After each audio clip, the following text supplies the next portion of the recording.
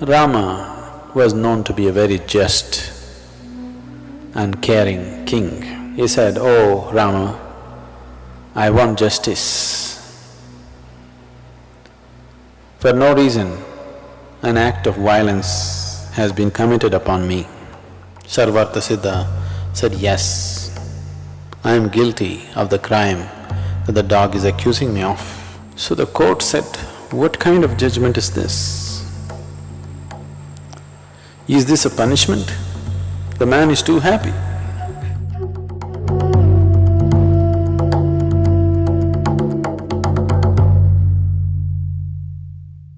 Rama was known to be a very just and caring king. Every day he sat in his court trying to solve people's problems. So that day, towards the end of the evening, towards the end of the day when he's to wind up the activities of the court, when he had finished dealing with all the people, he told his brother Lakshmana, who was deeply dedicated to Rama, to go out and see in the yard if there's anybody else waiting. Lakshmana went out, looked around, came back and said, "There's nobody else. We're done with today's business." Rama said, "Go and see, there may be somebody." It was a little unusual thing, he had just seen and come. Once again he says, "Go and see." So Lakshmana again went and looked around, there was nobody. He was just about to come in. Then he noticed a dog which was sitting with a very sad face, and it had a wound on its head. Then he looked at the dog and asked the dog, "Are you waiting for something?" The dog spoke and said, "Yes, I want justice from Rama." Then Lakshmana said, "Why don't you come in?" And he took him into the court. The dog came, bowed down to Rama and spoke. He said, "Oh Rama, I want justice. For no reason, an act of violence has been committed upon me. I was just sitting by myself. This man, whose name was Sarvartha Siddha, he came and hit me on my head with a stick for no reason at all. I was simply sitting. I want justice." Immediately Rama sent forth for Sarvartha Siddha, who was a beggar. He was brought. So Rama asked, "What is your side of the story?" Here this dog says, "You hit him without any reason."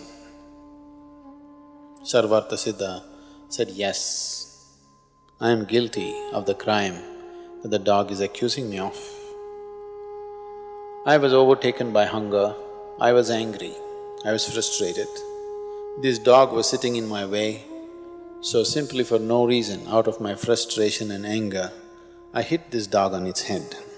Whatever punishment you want to give, please give me." Then Rama put this forth to his ministers and courtiers. He said, "What is the punishment that you deem for this beggar?" They all thought about it and they said, "Wait a minute, this is a very complicated case. First of all, this is a case where a human being and a dog are involved. So all the laws that we normally know are somehow not applicable. So, it is being the king, it is your prerogative to come up with a judgment." Rama asked the dog, "What do you say? Do you have any suggestion?" The dog said, "Yes, I have an appropriate punishment for this man." "What is it? You speak out." So the dog said, "Make him the chief monk of Kalinjar monastery." Rama said, so it be. And the beggar was appointed as the chief of the Kalinjar monastery, which was a very celebrated monastery.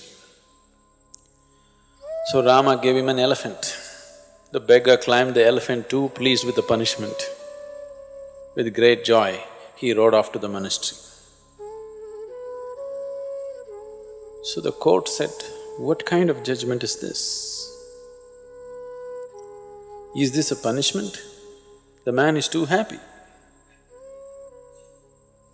Then Rama asked the dog, why don't you explain it?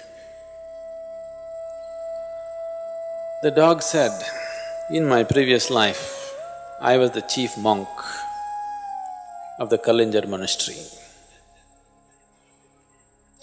And I went there because I was truly dedicated to my spiritual well-being and also to the monastery, which was instrumental in imparting spiritual well-being to many other people. I went there with a commitment to offer this to myself and to everybody, and I strived, I did my best. But as days passed, slowly, other impressions in my mind here and there overtook me. Mostly I remained steadfast to my purpose, but here and there it overtook me. The name and fame that came along with the chief, being a chief monk, somewhere affected me. Many times my ego performed, not me. Many times I started enjoying the simple recognition by the people as to who I was. People started treating me like a holy man. Within myself I knew I was not, but I started behaving like one, started demanding the things that should normally belong to a holy person. I did not commit myself to my total transformation, but started pretending like one, and anyway people supported me. Such things happened.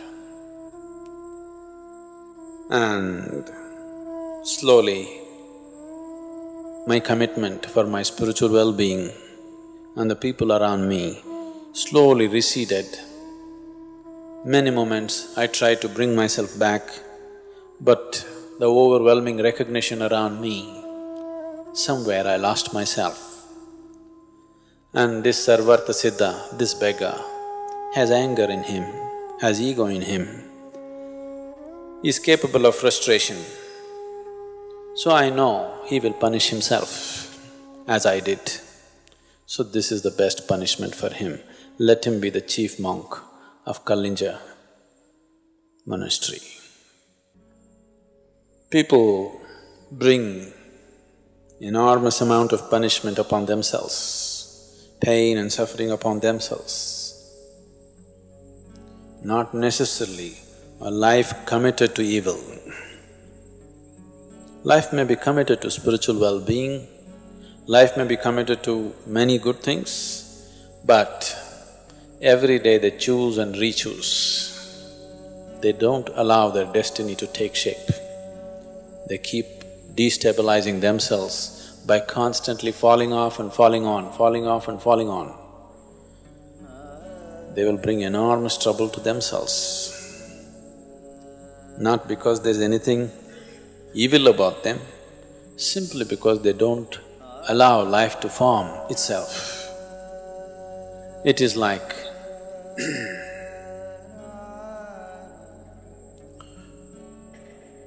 keep on disturbing that which is taking shape. Every time you choose and unchoose, you distort the course of your destiny. Lot of sadhana, lot of things. Today, if you face a frustrating situation, no situation is frustrating. If some situation you see and you get frustrated, then you unchoose from the path that you have taken. Tomorrow morning again you are on.